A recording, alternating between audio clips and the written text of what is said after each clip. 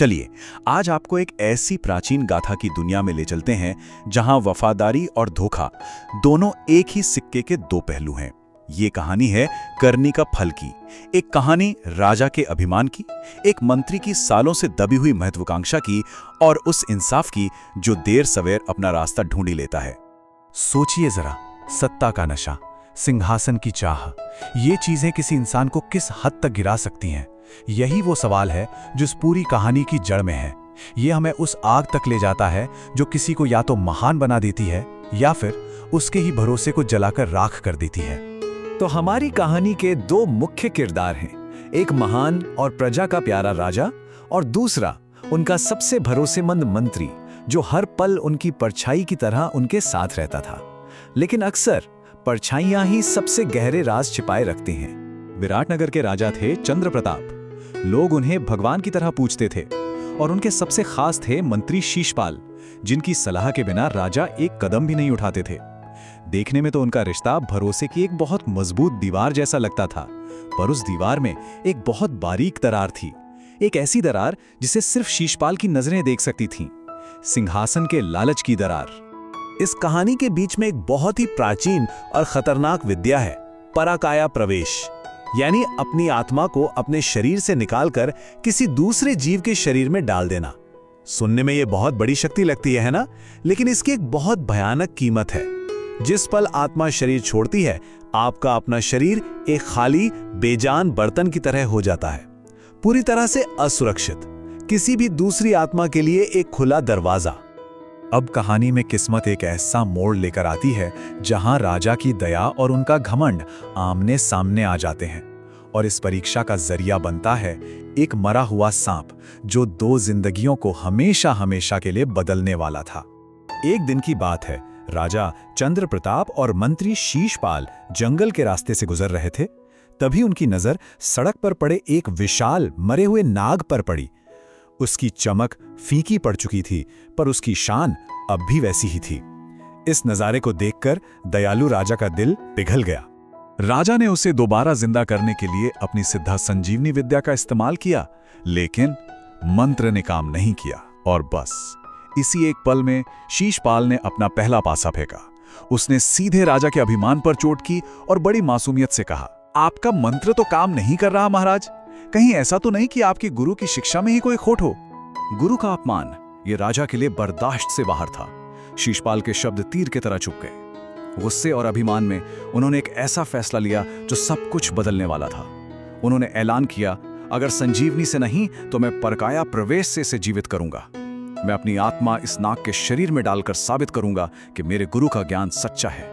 और शीशपाल मन ही मन मुस्कुराया। उसकी चाल कामयाब हो रही थी। और यहीं उस खामोश जंगल में कहानी अपने सबसे काले मोड़ पर पहुंचती है। एक ऐसा धोखा जो जिस्म के नहीं आत्मा के स्तर पर किया जाएगा। एक ऐसा विश्वासघात जिसकी कोई माफी नहीं होती। जरा इस पल को महसूस कीजिए। राजा ने आंखें बंद करके मंत्रों का जाप शुरू किया। एक दिव्य ऊर्जा उनके चारों ओर घूमने लगी। उनकी आत्मा एक नीली लौ की तरह उनके शरीर से बाहर निकली और पीछे रह गया उनका बेजान खाली शरीर, एक सिंहासन बिना राजा के। और उस खाली सिंहासन को देख रहा था शीशपाल, जिसकी आंखों में सालों से छिपी हसरत साफ चमक रही थी। एक झटके में राजा चंद्र प्रताप की दुनिया ही पलट गई। महलों का आराम छिन गया, इंसानी आवाज खो गई। अब वो जमीन पर रेंग रहे थे, दुनिया को एक सांप की नजरों से देख रहे थे, अपने ही शरीर से कुछ ही फुट दूर कैद। और इससे पहले कि राजा कुछ भी समझ पाते, शीशपाल ने अपनी चाल चल दी। उसने एक पल की भी देरी नहीं की। एक काली धुएं जैसी आत्मा उसके शरीर से निकली और बिजली की तेजी से राजा के खाली पड़े शरीर में समा गई। विश्वासघात पूरा हो चुका था। अब राजा के शरीर में शीशपाल की आत्मा थी और उसकी आंखों में एक शैतानी चमक। उसने अपनी ही पुरानी तलवार निकाली और अपने पहले वाले यानी मंत्री के शरीर के टुकड़े टुकड़े कर दिए ताकि वापसी का कोई रास्ता ही न बचे। फिर वो सांप बने राजा की ओर देखकर बोला, सालों से तुम्हारी परछाई बनकर जिया हूं, आज मेरी सालों की इच्छा पूरी हुई। अब तुम इस सांप की जिंदगी का मजा लो महाराज। राजा चंद्र प्रताप अब एक कैदी थे।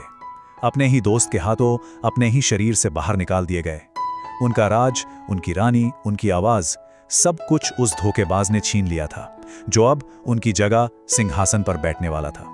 और यहीं से राजा का वनवास शुरू होता है, एक नई खाल में, एक नई पहचान के साथ, या यूं कहें कि बिना किसी पहचान के।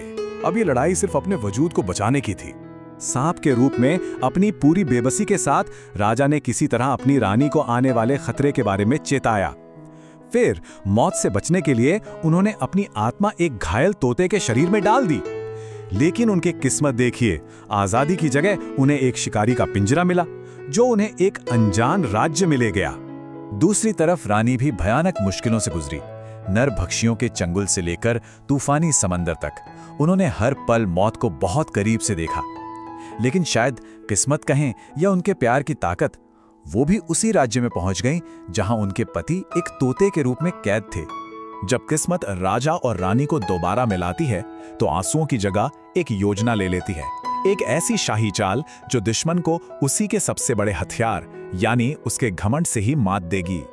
उस दूसरे राज्य के राजा शीलभद्र के दरबार में जब रानी ने उस समझदार तोते की आंखों में देखा तो उन्होंने उसे पहचान लिया। ये आंखें उनके राजा की ही थी। वो मिलन ऐसा था जिसे शब्दों में बयां नहीं किया जा सकता। और उसी पल दोनों ने मिलकर उस धोखेबाज मंत्री को सबक सिखाने की कसम खाई। योजना जितनी सीधी थी उतनी ही चालाक। उन्होंने राजा शीलभद्र से राजकुमारी के स्वयंवर का ऐलान करवाया, पर एक अनोखी शर्त के साथ। दूल्हा वही बनेगा जिसे जिंदगी देने वाला संजीवनी मंत्र आता हो। वो जानते थे कि शीशपाल, जो अब राजा चंद्रप्रताप बना घूम रहा था, अपनी महानता साबित करने के लिए इस चुनौती को जरूर स्वीकार करेगा। उसका घमंड ही उसका जाल बनने वाला था।